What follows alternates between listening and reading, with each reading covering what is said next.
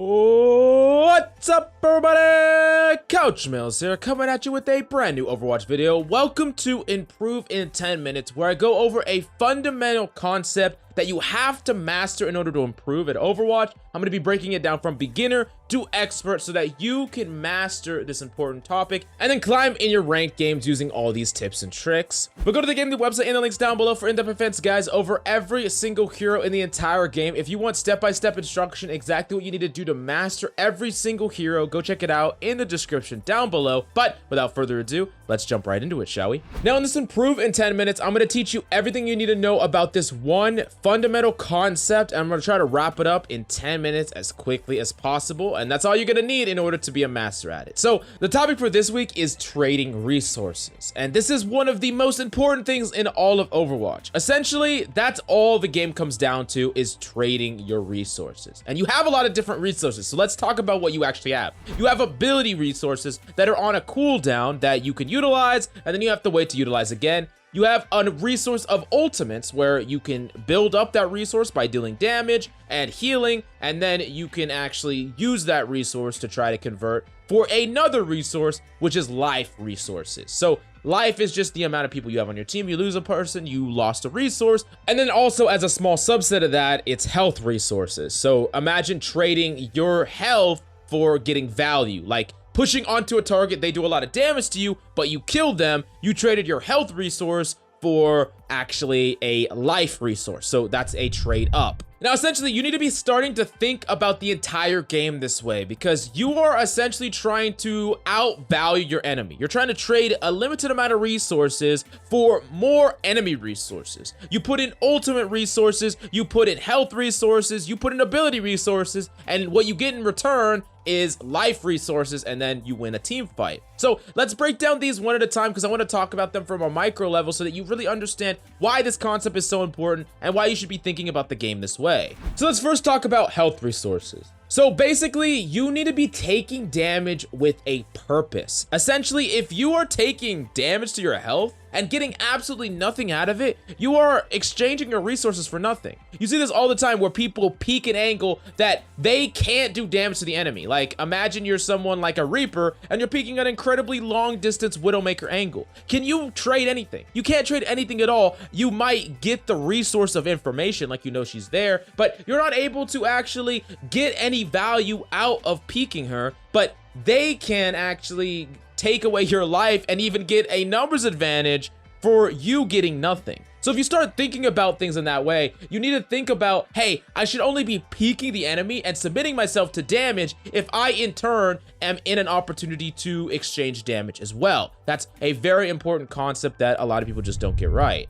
Now, the next thing that we got to talk about is ability resources. A lot of times if you're watching a pro player, they'll say things like, I didn't get any value out of my blinks, or I didn't get any value out of my nade or my sleep dart. That is really what they're talking about. They're talking about this topic, which is trying to use their abilities to gain some sort of actual value. I remember a long time ago, I was watching a streamer that I liked, and Carter, who is an FPS Overwatch player who played Tracer back in the day, he actually was hard carrying the enemy team. And I was like, I don't know how he did that. I want to know how he did that. So I went and watched from his point of view. And effectively what he said, the reason that he was able to clean up the enemy team is that every single blink he used either furthered him closer to value or got him value. He would use the blink, and every single blink would put damage on the table, and a combination of multiple blinks would allow him to get a kill and then get out safely with his recall. He was making sure that no ability was wasted. No ability was done with no purpose. And that really opened my eyes way back when, like, I think it was like 2 or 3 years ago at this point. But I really understood that concept, because you need to make sure that every single one of your abilities gets the value that you need, either kills, either damage, or pressure. And then more importantly than that, you need to identify when you missed out on certain amounts of value. Maybe you threw a nade on the back wall and you only naded one person when you were trying to hit 5. You could ask yourself, what could I have done better to make sure that I execute that a little bit better for the next time, so then maybe I would have hit more people and it would have had more value. The same ability, but more value. The same ability, but potentially kills, maybe even a team fight win. So that's really the way that you should be thinking about a lot of things. And you also got to be thinking about how can you prevent the enemy from getting value with their ability. Maybe you're a diva and you can look to stop certain types of things like Arista suck, on a nade, or the list goes on, and you can prevent those abilities from getting value. And you essentially trade your resources for theirs, but you trade far less of your resources for a giant amount of their resources because it's on such a long cooldown and the fight is progressing and they're not going to have that resource. Now, let's move on to the next big thing that you need to understand, which is ultimates and exchanging ultimates for resources or life resource.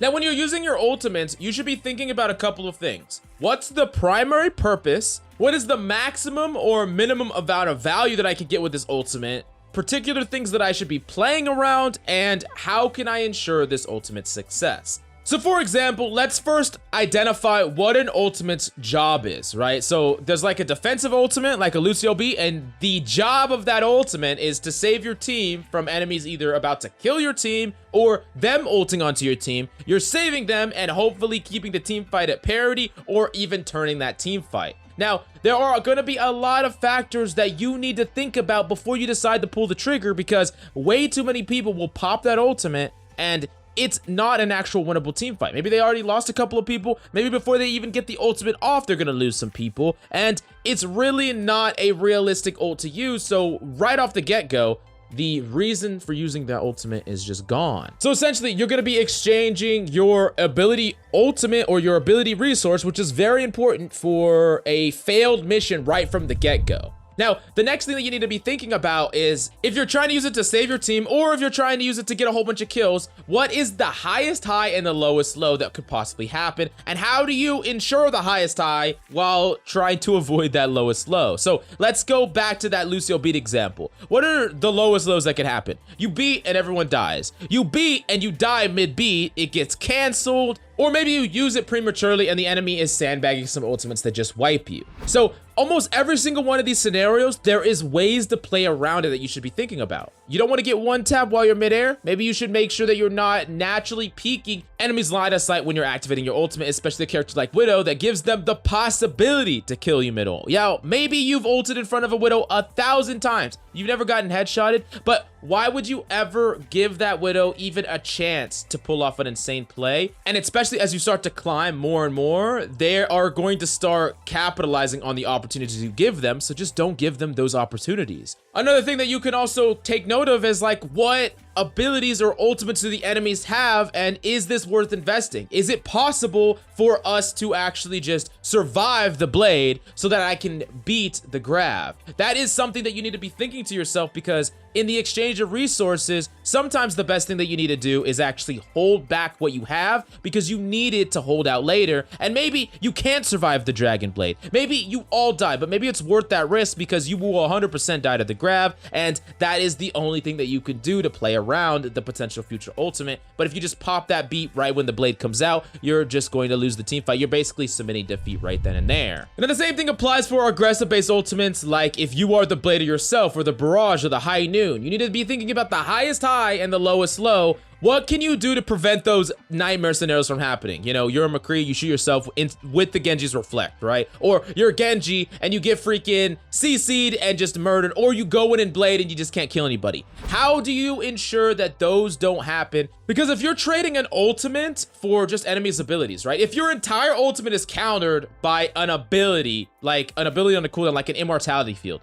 you fundamentally didn't play around the thing that is always there. Like, it's understandable, maybe you misread an ultimate from the enemy team, right? You didn't know that they had some type of ultimate that could counter you, or you thought they didn't have it, because that is something that they build up over time and it's long. But if it's an ability, you can control when that is there. You know when that is there. You know when immortality is going to be there unless they used it and it's on a cooldown. So if you know that information prior, you should be using other means to bait out or trade that resource out, do damage, put yourself in position to damage the enemy, force that out, pressure the enemy, and then you're going to be much more clear and free to actually utilize these ultimates to trade up for lives. Now, the last thing we got to talk about, of course, is the life resource, which is undoubtedly the most important resource. Abilities, ultimate, pressure, they all add up into trying to get lives, because that is the overall biggest thing that's going to decide fights, right? If you have more people than the enemy, if you have 5 people and they have 2, you're going to win the team fight. It's pretty obvious. Now,